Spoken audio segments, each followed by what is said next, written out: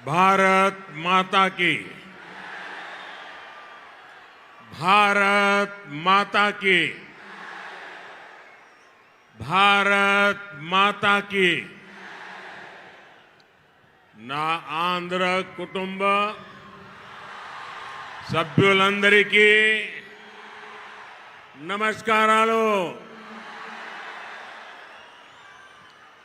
कल ही देश में लोकसभा चुनाव का बिगुल बजा है और आज मैं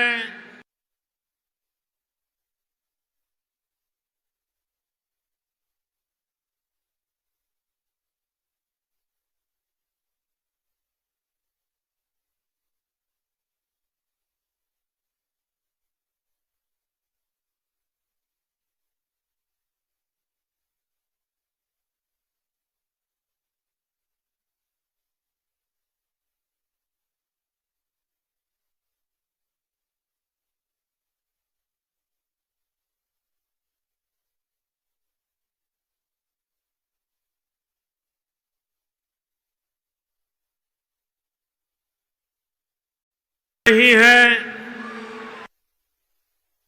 का कंट्रोल और आपकी इस व्यवहार से जो माइक की व्यवस्था देखते हैं उनको तकलीफ हो रही है। దయవుంచి అక్కడ ఉన్నటువంటి వారందరూ కూడా కాస్త ఒక అడుగు వెనక్కి వెళ్ళినట్లయితే మైక్ సిస్టమ్ పనిచేస్తుంది। మీ అత్యుత్సాహంతో ఈ సభకి మీరు భంగం వాటిల్లకుండా దయవుంచి దీన్ని విజయవంతం చేయవలసిందిగా అభ్యర్థిస్తున్నాము। పోలీసులు కాస్త చూడండి। आपका उत्साह, आपका जोश, ये सब मुझे मंजूर है, लेकिन अगर आप थोड़ा जहां है वहीं रुक जाइए। देखिए वहां दूर दूर तक लोग खड़े हैं, बहुत शांति से सुन रहे हैं और आप यहां आगे इतना गड़बड़ क्यों कर रहे हो भाई? आपका प्यार मेरे सर आंखों पर। మీ యొక్క అభిమానానికి నేను కృతజ్ఞుడిని, కానీ మీరు కాస్త ఈ సభకి భంగం వాటిల్లకుండా ఎవరికి ఇబ్బంది కలిగించకుండా ఒక అడుగు వెనక్కి వెళ్ళినట్లయితే ఈ సభను విజయవంతం చేసుకున్న వాళ్ళం అవుతాం। कल ही देश में लोकसभा चुनाव का बिगुल बजा है और आज मैं आप सबके बीच आंध्र प्रदेश में हूं। यहां मुझे कोटप कोंडा से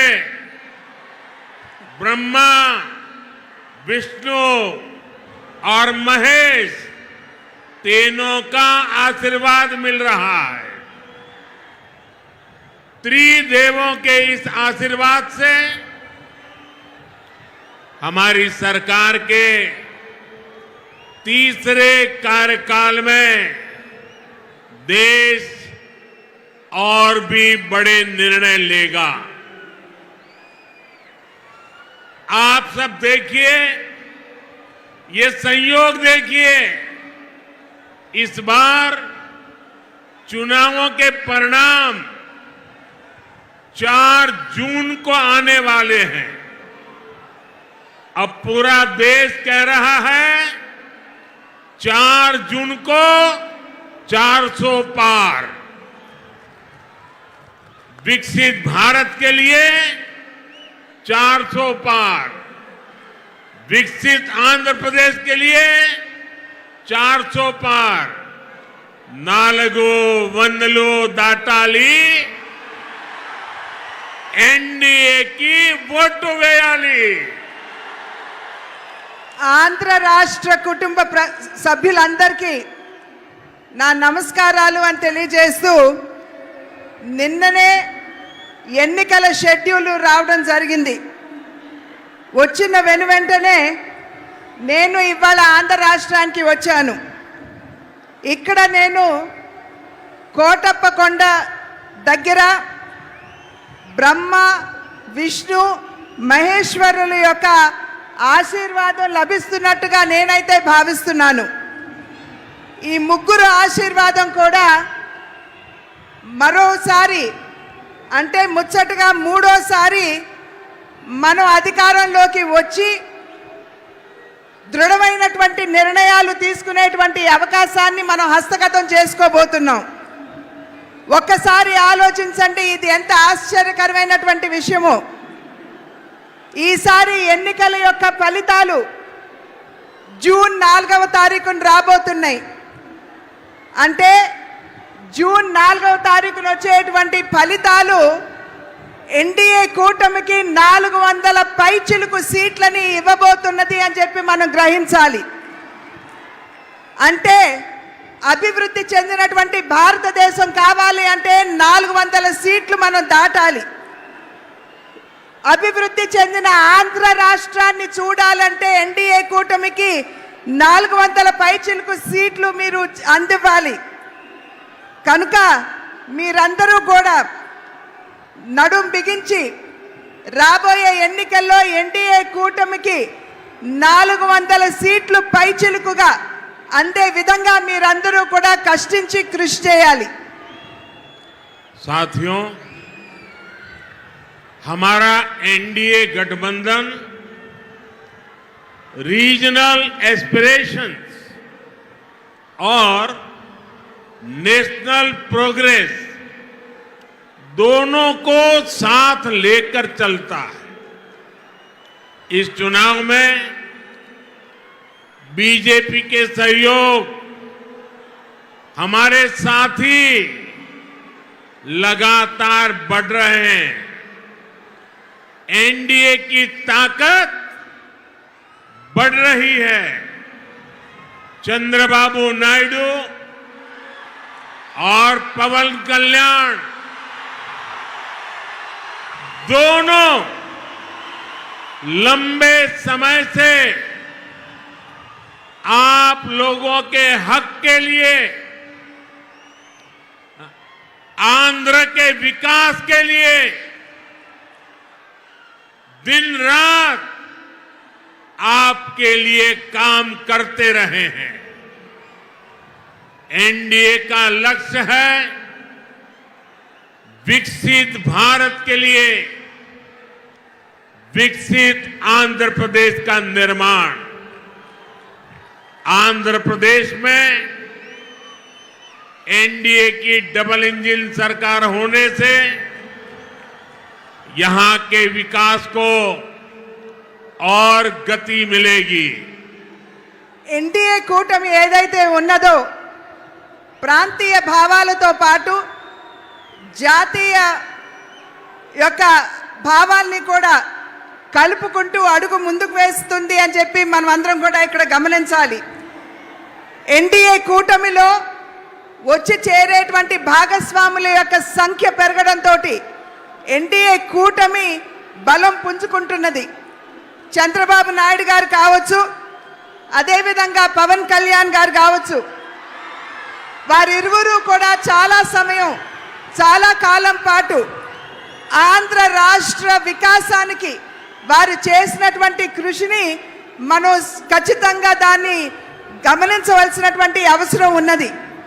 ఎన్డీఏ కూటమి యొక్క లక్ష్యం ఒక వికసిత భారతదేశం, అంటే అభివృద్ధి చెందినటువంటి భారతదేశం.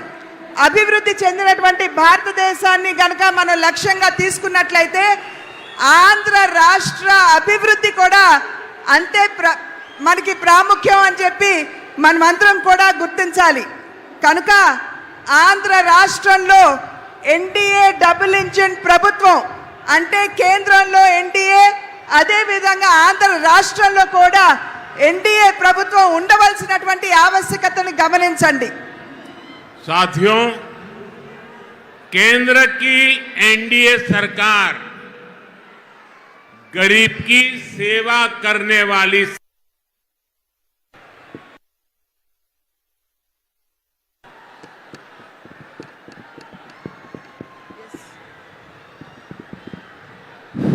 गरीब की सेवा करने वाली सरकार है, गरीब की चिंता करने वाली सरकार है।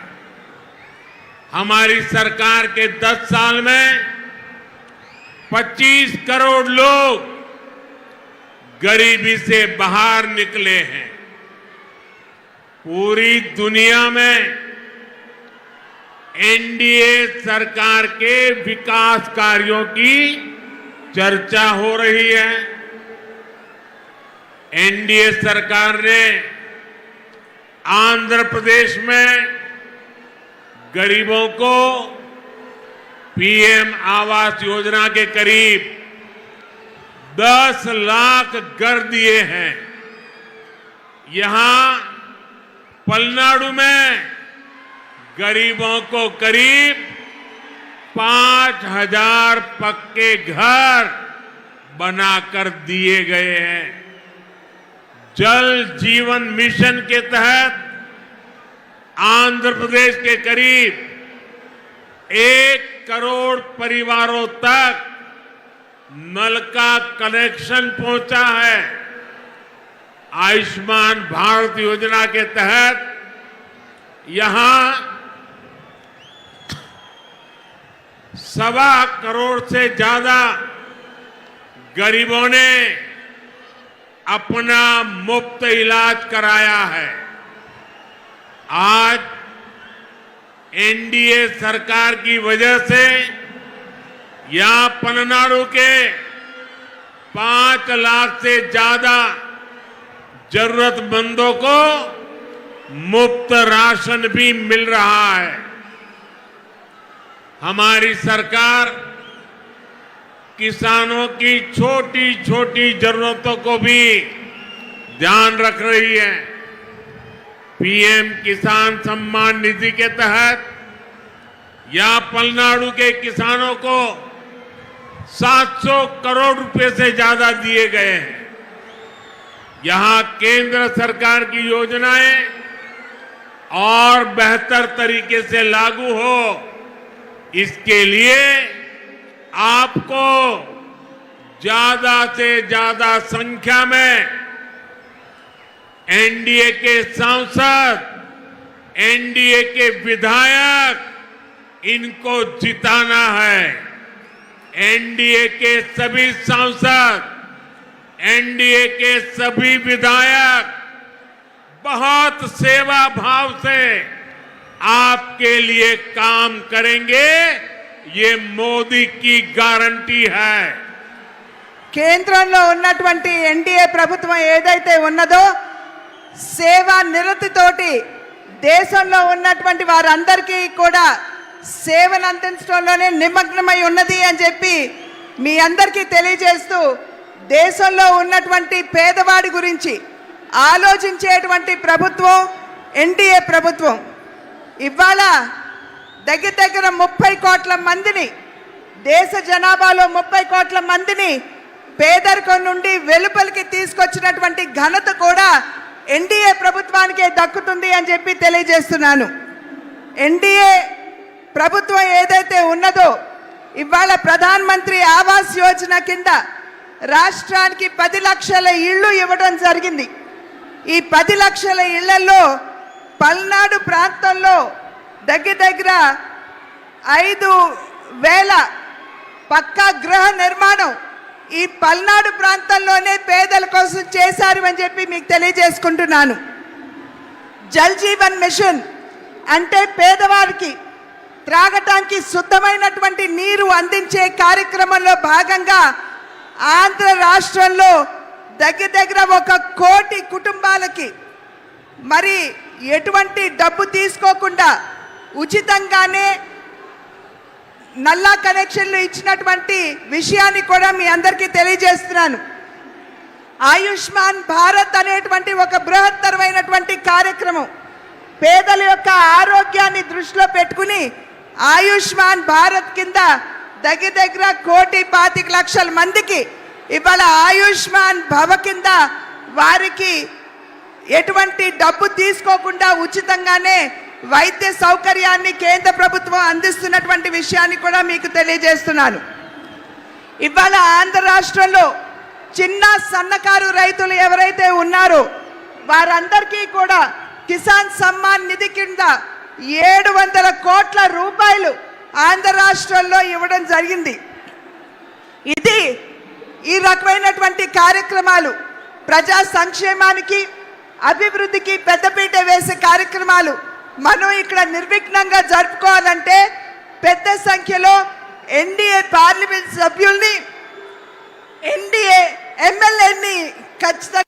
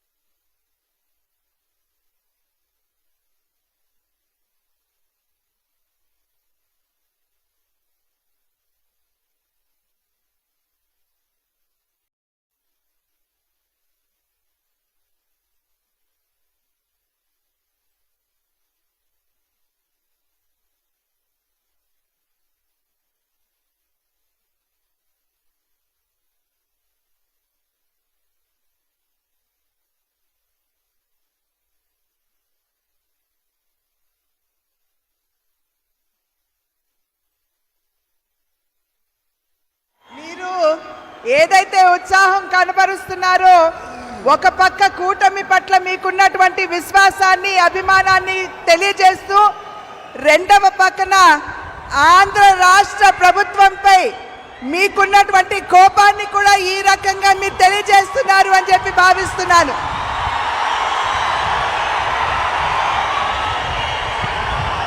साथियों, आंध्र के युवा के सामर्थ्य को और बढ़ाने के लिए हम राज्य को देश का बड़ा एजुकेशन हब बना रहे हैं.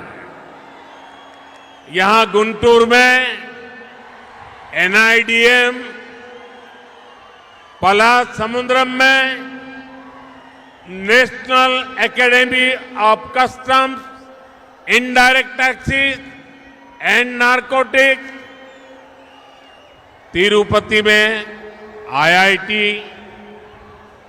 तिरुपति में आईसर, करनूल में IIT-DM, श्री सिटी में IIIT, विशाखापट्टनम में IIM, विशाखापट्टनम में Indian institute of petroleum and energy, Mangalagiri में एम्स, विजयवाड़ा में national institute of design, Tadepalligudem में NIT, विजयनगरम में सेंट्रल ट्राइबल यूनिवर्सिटी, ऐसे कितने ही टॉप एजुकेशनल इंस्टीट्यूट का लोकार्पण या शिलान्यास केंद्र की NDA सरकार ने किया है, जो आपके युवाओं का भाग्य बदलने वाला है. ఆంధ్ర రాష్ట్రంలో ఉన్నటువంటి నిద్రావస్థలో యువతలో ఉన్నటువంటి నైపుణ్యాన్ని తట్టి లేపడానికి ఆంధ్ర రాష్ట్రాన్ని ఒక గొప్ప విద్యా కేంద్రంగా చేయాలి అనేటువంటి సంకల్పం కేంద్ర ప్రభుత్వానిది. దానిలో అంతర్భాగంగానే గుంటూరులో NIDM, పాలసముద్రంలో national academy of customs and indirect taxes, తిరుపతిలో IIT, కర్నూలులో IIIT, శ్రీ సిటీలో IIIT, విశాఖపట్నంలో IIM, విశాఖపట్నంలో Indian institute of petroleum and energy, మంగళగిరిలో ఎయిమ్స్, విజయవాడలో నేషనల్ ఇన్స్టిట్యూట్ ఆఫ్ డిజైన్, తాడేపల్లిగూడెంలో నేషనల్ ఇన్స్టిట్యూట్ ఆఫ్ టెక్నాలజీ, విజయనగరంలో సెంట్రల్ ట్రైబల్ యూనివర్సిటీ, ఇవన్నీ కూడా చాలా చాలా ప్రధానమైనటువంటి కేంద్ర విద్యా సంస్థలు. ఆ సంస్థలన్నిటినీ ఇవాళ ఆంధ్ర రాష్ట్రంలో ఉన్నటువంటి యువతలో నిక్షిప్తంగా ఉన్నటువంటి సామర్థ్యాన్ని వెలికి తీయడానికి ఇవన్నీ కూడా మేము ఇక్కడ స్థాపించడం జరిగింది.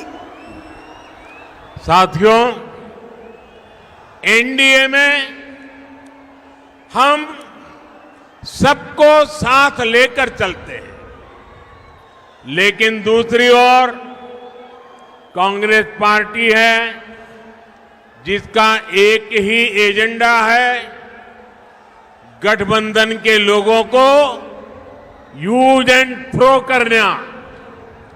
आज कांग्रेस को भले ही मजबूरी में इंडी अलायंस बनाना पड़ा हो, लेकिन इनकी सोच वही है। आप देखिए, लेफ्ट और कांग्रेस केरला में एक दूसरे को क्या कहते हैं, बंगाल में टीएमसी और लेफ्ट एक दूसरे के लिए क्या क्या बोलते हैं, पंजाब में कांग्रेस और आप एक दूसरे के लिए कैसी भाषा बोलते हैं। जो लोग चुनाव से पहले अपने फायदे के लिए ऐसे लड़ते हो, ऐसे झगड़ते हो, वो चुनाव के बाद क्या करेंगे, ये आप इसका अंदाजा लगा सकते हैं। ఎన్డీఏ కూటమి ఏదైతే ఉన్నదో ప్రతి ఒక్క ఎన్డీఏ భాగస్వామిని కలుపుకుని ముందుకు వెళ్ళడంలోనే విశ్వాసాన్ని ప్రదర్శిస్తుంది. కానీ ఏదైతే ఇప్పుడు మనం ముందు చూస్తున్నామో, మన ముందుకు వచ్చినటువంటి ఇండియా కూటమి ఏదైతే మనం చూస్తున్నామో, ఆ కూటమిలో ఉన్నటువంటి వారందరూ కూడా ఒకరినొకరిని ఉపయోగించుకుని కేవలం అంతవరకే పరిమితం చేస్తూ యూజ్ అండ్ త్రో అంటే వాడి ఆ తర్వాత విసురు వేయడం మీదే వారి దృష్టి అంతా కేంద్రీకృతమై ఉంటుంది అని చెప్పి మనం అందరం కూడా గమనించాలి. ఇవాళ కాంగ్రెస్ పార్టీ మరి ఒక రకమైనటువంటి వారికి ఎటువంటి ముందు చూపు లేకుండా వారు అందరితో కలిసి మన ముందుకు వచ్చిన ఒక్కసారి ఈ కూటమి భావజాలం మీద మీరు దృష్టి కేంద్రీకరించండి. కేరళలో లెఫ్ట్ కావచ్చు, కాంగ్రెస్ కావచ్చు, ఒకరినొకరు ఏ విధంగా తిట్టుకుంటారో, ఆడిపోసుకుంటారో ఒక్కసారి గమనించండి. అదేవిధంగా బెంగాల్లో, వెస్ట్ బెంగాల్లో తృణమూల్ కాంగ్రెస్ మరియు లెఫ్ట్ ఒకరినొకరిని ఏ విధంగా దూషించుకుంటారో ఒక్కసారి ఆలోచించండి. అదేవిధంగా పంజాబ్లో కాంగ్రెస్ పార్టీ, ఆప్, ఈ రెండు పార్టీలు కూడా ఒకరినొకరు ఏ విధంగా దూషించుకుంటారో ఒక్కసారి మీరందరూ కూడా గమనించాలి. అంటే కేవలం తమ యొక్క స్వలాభం, వారి యొక్క స్వార్థం తప్పించి దేశ ప్రయోజనాలు వారి దృష్టిలో లేనటువంటి సందర్భంలో వారు ఏ రకంగా ముందుకు వస్తారు, ఏ రకమైనటువంటి పాలనని దేశానికి అందివ్వగలరో ఒక్కసారి మీరందరూ ఆలోచించండి. साथियों, मुझे याद है कि कैसे राम मंदिर के लोकार्पण पर्व के दिन पूरे राज्य में रामलला के फिर घर लौटने का उत्सव मना था। तेलुगु लोग कभी नहीं भूल सकते कि एनटीआर गारू कैसे वो भगवान राम और भगवान कृष्ण के रोल को जीवंत कर देते थे। उन्होंने जीवन भर किसानों और गरीबों के हक की लड़ाई लड़ी थी और इस वजह से इन्हें कांग्रेस के अत्याचारों को भी सहना पड़ा था। कांग्रेस ने हमेशा आंध्र प्रदेश के गौरव का अपमान किया है। ये हमारी सरकार है जिसने हमेशा आंध्र गौरव का सम्मान किया। पिछले वर्ष ही हमारी सरकार ने एनटीआर गारू के शताब्दी वर्ष पर स्मारक सिक्का जारी किया था। कुछ समय पहले ही एनडीए सरकार ने तेलुगु धरती के सपूत पीवी नरसिम्हा राव जी को भारत रत्न दिया। कांग्रेस ने कैसे उनका अपमान किया था, मैं इसके विस्तार में नहीं जाना चाहता, लेकिन ये बीजेपी है, एनडीए है, जो हमेशा पार्टी लाइन से ऊपर उठकर देश के लिए समर्पित नेताओं का सम्मान करती है। ఒక్కసారి మనం తిరిగి చూసుకున్నట్లయితే మనం ఇంతకు ముందే శ్రీరాముణ్ణి ఒక భవ్యమైనటువంటి మందిరాన్ని నిర్మాణం చేసి వారిని తీసుకుని వచ్చి అక్కడ పునఃప్రతిష్ఠ చేయడం జరిగింది। శ్రీరాముడి గురించి మనం ఒక్కసారి గుర్తు చేసుకున్నట్లయితే మన కళ్ళ ముందు సాక్షాత్కరించేది నందమూరి తారక రామారావు గారు। వారు ఏ విధంగా శ్రీరాముడిగా శ్రీకృష్ణుడిగా వారు నటించడం గారు జీవించారో మనందరికీ తెలిసినటువంటి విషయమే। వారు నందమూరి తారక రామారావు గారు వారి జీవితాన్ని పేదల కోసం, రాష్ట్రంలో ఉన్నటువంటి రైతుల కోసం, వారి వారి హక్కుల కోసం చేసినటువంటి పోరాటాన్ని, వారికి అందించినటువంటి సేవని ఇక్కడ మనం ఖచ్చితంగా గుర్తు చేసుకోవాలి।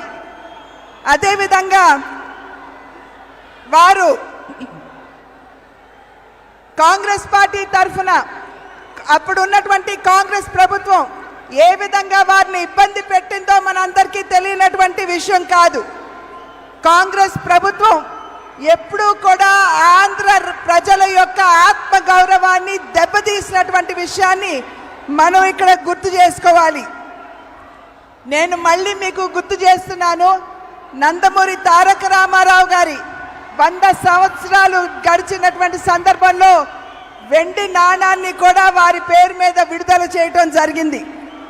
ఇవాళ నేను మరి ఒక్కసారి మీ అందరికీ తెలియజేస్తున్నాను, ఆంధ్రుల యొక్క ముద్దు బిడ్డ అయినటువంటి శ్రీ పివి నరసింహారావు గారు వారికి మరి భారత రత్న ఇచ్చి గౌరవించింది కూడా ఎన్డీఏ ప్రభుత్వం అని చెప్పి మనం ఇక్కడ గమనించాలి। నరసింహారావు గారిని ఏ విధంగా కాంగ్రెస్ ప్రభుత్వం, కాంగ్రెస్ పార్టీ అవమానపరిచిందో మనందరికీ తెలిసినటువంటి విషయమే। కానీ భారతీయ జనతా పార్టీ నాయకత్వంలో ఉన్నటువంటి ఎన్డీఏ ప్రభుత్వం ఎప్పుడూ కూడా పార్టీలకు అతీతంగా ఎక్కడైనా సరే భారతదేశం ముద్దు బిడ్డలుంటే వారందరినీ కూడా గౌరవించుకునే దిశగా ఎన్డీఏ ఎప్పుడూ అడుగులు వేస్తుంది। साथियों, आंध्र प्रदेश के लोग इस चुनाव में 2 बड़े संकल्प लेकर के आगे बढ़ रहे हैं। पहला, लोगों ने तय कर लिया है कि वो दिल्ली में एनडीए सरकार को वापस लाकर रहेंगे। दूसरा, यहां के लोग राज्य सरकार से इतना आक्रोशित है कि उसे हटाने का मन बना चुके हैं। यहां राज्य सरकार के मंत्रियों में एक दूसरे से ज्यादा भ्रष्टाचार करने का कंपटीशन चल रहा है। आंध्र प्रदेश के लोग देख रहे हैं कि राज्य के तेज विकास के लिए जिस सकारात्मक वातावरण को बढ़ाने की जरूरत थी, उसे पिछले 5 साल में यहां धक्का लगा है।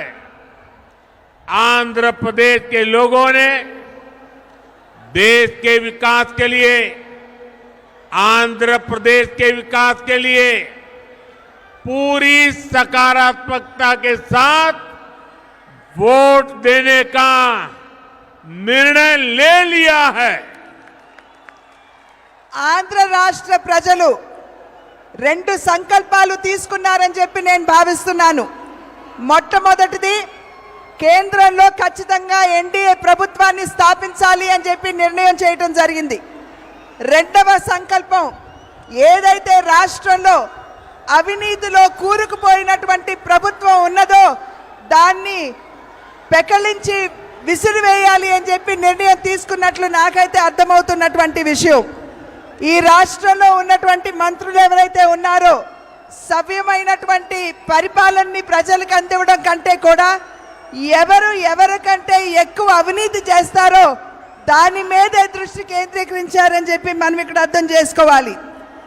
మన ఆంధ్ర రాష్ట్ర ప్రజలు ఆంధ్రప్రదేశ్ యొక్క వికాసం అభివృద్ధి కనుక మనం ఆకాంక్షించినట్లయితే ఇక్కడ ఖచ్చితంగా ప్రతి ఒక్కరూ కూడా ముందుకు వచ్చి ఓటు వేయాలి. ఈ 5 సంవత్సరాల కాలంలో ఆంధ్ర రాష్ట్ర అభివృద్ధి సంపూర్ణంగా కుంటుపడింది అని చెప్పి నేను మీకు చెప్పనవసరం లేదు. ఆంధ్ర రాష్ట్ర ప్రజలు అటు దేశం అదేవిధంగా ఇటు ఆంధ్ర రాష్ట్ర అభివృద్ధి కనుక ఆకాంక్షించినట్లయితే ఖచ్చితంగా ఈ ఎన్నికల్లో మీరందరూ ముందుకు వచ్చి ఓటు వేయాలి అని చెప్పి నేను అభ్యర్థిస్తున్నాను. आंध्र के मेरे प्यारे भाइयों बहनों, आप ये गलती कभी मत करना कि आंध्र में जगन की पार्टी और कांग्रेस पार्टी अलग है। ये दोनों एक ही है, एक परिवार के लोग ही दोनों पार्टी चला रहे हैं और ये उनकी मिली भगत है कि जो सरकार के प्रति गुस्सा है वो थोड़ा गुस्सा कांग्रेस की तरफ चला जाए ताकि एनडीए के लोगों को लाभ न मिले। तो ये दोनों की चालाकी है, ये दोनों एक ही चट्टे बट्टे के आजू बाजू है, कोई गलती मत करना। ఆంధ్ర రాష్ట్ర ప్రజలు మీరు గమనించవలసినటువంటి విషయం, ఇక్కడ కాంగ్రెస్ పార్టీ మరియు వైఎస్ఆర్సీపీ వేరు పార్టీలు కాదు, రెండు పార్టీలు కూడా ఒకే వరలో ఉన్నటువంటి ఖడ్గాలు. ఈ రెండు పార్టీలు ఒకే కుటుంబం నుండి వచ్చినటువంటి నాయకత్వం వహిస్తున్నటువంటి విషయాన్ని మనమందరం కూడా గమనించాలి. ఇక్కడ చాలా తెలివిగా వైఎస్ఆర్సీపీ మరి వారి మీద ఉన్నటువంటి ఏదైతే కోపం ఉంటుందో ప్రజల మనసుల్లో దాన్ని నెమ్మదిగా కాంగ్రెస్ వైపు మళ్లించడానికి చూస్తున్నారు. కనుక మీరు తెలివిగా అటు చీలకుండా మన ఓటు ఎటు పోకుండా మీరందరూ జాగ్రత్తగా ఎన్డీఏకే మీరు ఓటు వేయాలి. साथियों, अगले 5 साल आंध्र प्रदेश के तेज विकास के लिए बहुत जरूरी है। अगले 5 साल विकसित आंध्र की नींव मजबूत करने वाले होंगे। अगले 5 साल आंध्र प्रदेश में गरीब कल्याण की योजनाओं के विस्तार के होंगे। अगले 5 साल आंध्र के युवाओं, यहां की महिलाओं को नए अवसर देने वाले होंगे। अगले 5 साल आंध्र प्रदेश में इंफ्रास्ट्रक्चर डेवलपमेंट को नई ऊंचाई पर ले जाने वाले होंगे। अगले 5 साल आंध्र प्रदेश में पोर्ट लेड डेवलपमेंट के होंगे, ब्लू इकोनॉमी के विस्तार के होंगे और इसलिए आपको डबल इंजन की सरकार के लिए आंध्र की विधानसभा में और दिल्ली में लोकसभा के लिए वोट करना है। आपको विकसित भारत के लिए वोट करना है। రాబోయే 5 సంవత్సరాల కాలం మనకి చాలా ప్రధానం అని చెప్పి మీరందరూ కూడా గమనించాలి. రాబోయే 5 సంవత్సరాల కాలంలో మీరు గనక ఎన్డీఏకి ఓటు వేసినట్లయితే ఆంధ్ర రాష్ట్రంలో ఇక్కడ కూటమి, కేంద్రంలో కూడా ఎన్డీఏ సర్కార్ కనుక ఉన్నట్లయితే ఇక్కడ మనం అభివృద్ధి చెందే ఆంధ్ర రాష్ట్రానికి తిరిగి మనం పునాది వేసుకుంటాం. రాబోయే 5 సంవత్సరాలు రాష్ట్రంలో ఉన్నటువంటి పేదల కళ్యాణాన్ని, వారి యొక్క సంక్షేమాన్ని ఆకాంక్షించుకునేటువంటి ప్రభుత్వానికి మనం పునాది వేస్తాము. రాబోయే 5 సంవత్సరాల కాలంలో రాష్ట్రంలో ఉన్నటువంటి యువత మరియు మహిళలు వారికి కొత్త అవకాశం ఇచ్చేటువంటి ప్రభుత్వానికి మీరు పునాది వేస్తారు.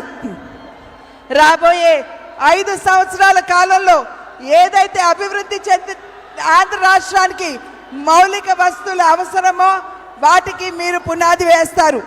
రాబోయే 5 సంవత్సరాల కాలంలో పోర్టులు మాత్రమే కాదు, నీలి విప్లవానికి కూడా మీరు పునాది వేస్తారు. కనుక డబుల్ ఇంజిన్ సర్కార్ అంటే కేంద్రంలో ఎన్డీఏ కూటమి, అదేవిధంగా రాష్ట్రంలో కూడా మనం ఎన్డీఏ కూటమిని కనుక గెలిపించుకున్నట్లయితే మీరు అభివృద్ధి చెందే భారతదేశానికి, అభివృద్ధి చెందే ఆంధ్ర రాష్ట్రానికి మీరు ఓటు వేస్తున్నారు అని చెప్పి గమనించండి. साथियों, लोकतंत्र का उत्सव आज से प्रारंभ हुआ है. आप सबसे मेरी रिक्वेस्ट है कि लोकतंत्र के उत्सव का हम स्वागत करें और स्वागत के लिए अपना मोबाइल फोन बाहर निकालिए, अपने मोबाइल फोन का फ्लैश लाइट चालू कीजिए. सब लोग अपने मोबाइल का फ्लैश लाइट चालू करें. మీరందరూ కూడా ఇప్పుడు ప్రజాస్వామ్య వ్యవస్థలో ఒక పండుగ వాతావరణాన్ని మనం ఎలక్షన్ రూపంలో ఎదుర్కోబోతున్నాం. మీరందరూ కూడా మీ మొబైల్ ఫోన్స్ తీయండి, టార్చ్లు వెలిగించండి. जिसके पास भी मोबाइल है, फ्लैश लाइट चालू करके आज से लोकतंत्र के उत्सव का स्वागत करें. మీరందరూ టార్చ్లు వెలిగించి ప్రజాస్వామ్య వ్యవస్థలో వెలుగును నింపండి. ये विशाल जनसागर दिल्ली को भी संदेश देगा और आंध्र के घर घर में भी संदेश देगा. ఏదైతే మీరు ఇప్పుడు వెలుగులు వెలిగించారో అది అభివృద్ధిని చెందిన ఆంధ్ర రాష్ట్రానికి, అభివృద్ధి చెందుతున్న భారతదేశానికి నిదర్శనం. मेरे साथ बोलिए, भारत माता की, भारत माता की, జై भारत माता की. జై. बहुत बहुत धन्यवाद.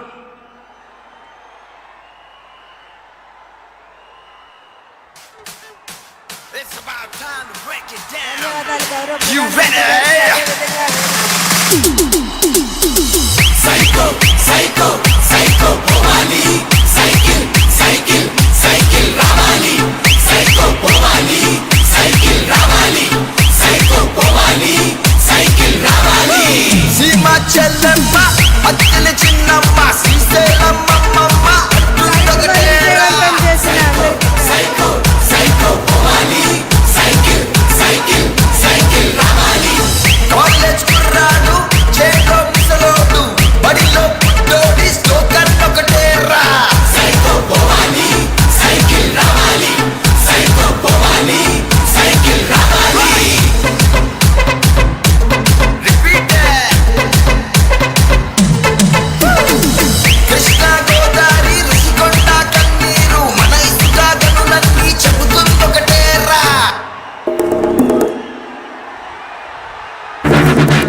నల్లమ్మలు రుద్రమ్మలు ఐలమ్మలు మా అమ్మలు పోరంటే ఎదురొచ్చే తెలుగు వీర మహిళ